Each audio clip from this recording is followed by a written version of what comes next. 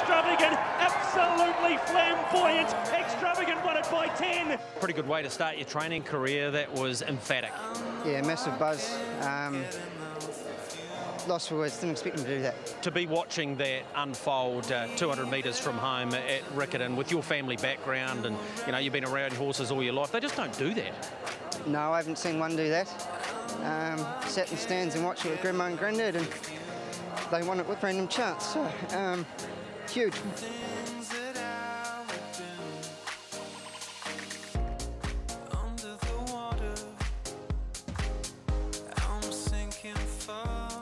As you can see, a special race for one man, Tiaka head trainer in Jamie Richards. He joins us live on the phone. And Jamie, takes you back to Extravagant, your first Group 1 winner as a trainer. So the 2000 Guineas, it's been a special race for you. How do you recall that day?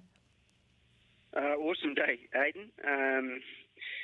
Yeah, I only had training licence for 2 or 3 months, you know, in partnership with Stevie. So no, it was a massive thrill and a very, very good horse.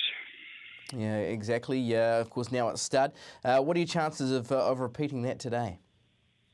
Probably been dented a little bit with the rain, but sort of Austin was a very good chance of backing up his starting form. But you know, with the rain around and the way that the tracks sort of come up this morning, I guess it just pulls him back to the rest of the field a little bit, I would have thought. Okay, yeah, with the couple of runners in there, just talk about sort of Osman, and he was very good in that Sarton Memorial, like you say. He did get it on a soft lead. Today there does appear to be more pressure. How will he cope with that?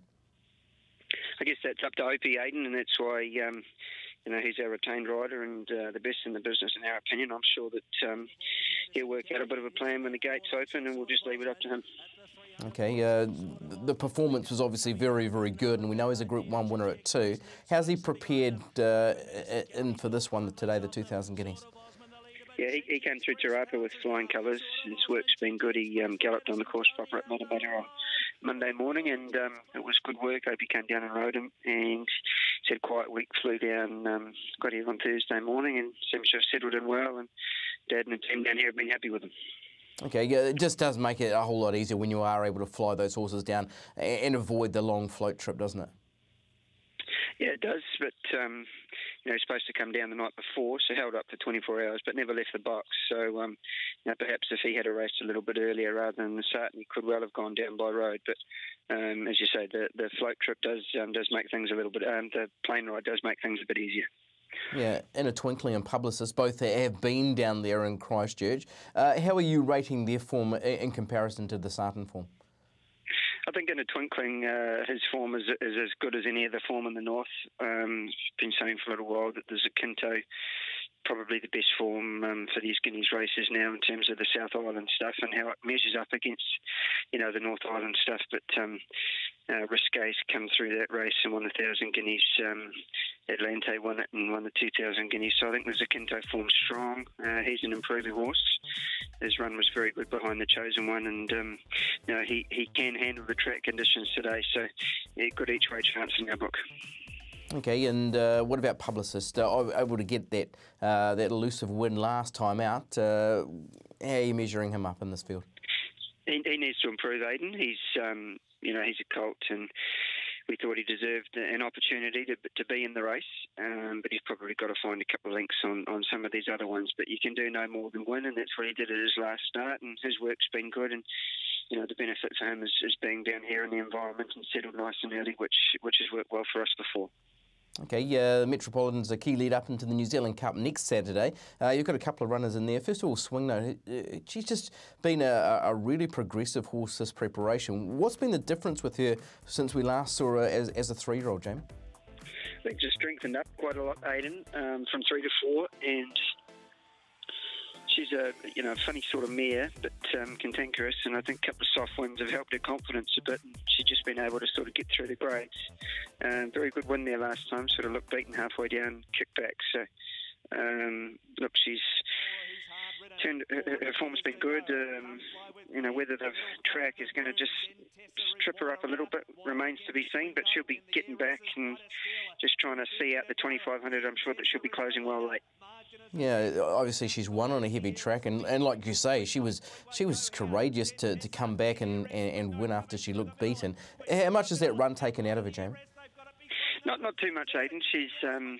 She's a mare that enjoys being fresh, so we don't do a lot with her. She can get pretty out pretty quick, so just sort of kept her work short and sharp. And you know, Dad and the team down here have been happy with her, and it is a bit of a benefit for some of ours that have been based down here and you know, haven't had to do any travelling to get here. Yeah, exactly. You're at the run in the races. Richard of York, who was placed in grade company 2 starts back. What happened last time? Very, very ordinary at Ashburton. Just probably over-raced a little bit with the blinkers on and feeling the firmer track. He's an older horse with a high knee action that will enjoy the conditions today. We've changed things around a little bit with him. He's been doing a bit of galloping at the beach, so expect him to turn his form around on the heavy track. The staying rinks this year, it seems to be the right time to be tackling a New Zealand Cup preparation. How are you sort of figuring them, you know, to be in the mix among the best stayers in the south? Well, Swing Note, she needs to run well today to press on. Obviously, she won a fortnight ago. She's going 1.5 miles today. Whether 2 miles next Saturday might just be a little bit tough on her. Remains to be seen, but we'll just see how she races and comes out of today. The other bloke is on the right path for the Cup next week, but he does need to turn his form around. He's a tough old horse, so I'm sure that he'll run well today. And as long as he can have a good week, then you know, he'll be on the improve for the Cup. But you know, they're not easy races to win. You know, the staying ranks might be a little bit light, but there'll be something that puts your hand up somewhere. Is there another horse at Riccarton today that we should be aware of as punters? I think Conclusion will run well. He's very good off a wide gate at Riccarton last time, come from there last. Doesn't mind giving the ground, one on a heavy track at Pookie. I'm sure he'll run well. Okay, yeah, let's head you to the Te Rapa team. I think 5 in action there, including a 2-year-old who has a bit of a rap, doesn't it? Probabile did come out and win at the trials, beating a horse who's since come out and won race day. What can we expect of Probile as a 165 favourite for bookmakers on debut? Yeah, she's pretty short, isn't she? But we like her. Trial form's been good. She's gone the right way at home, so she's a nice barrier. Should race Annie to the speed and be a good chance.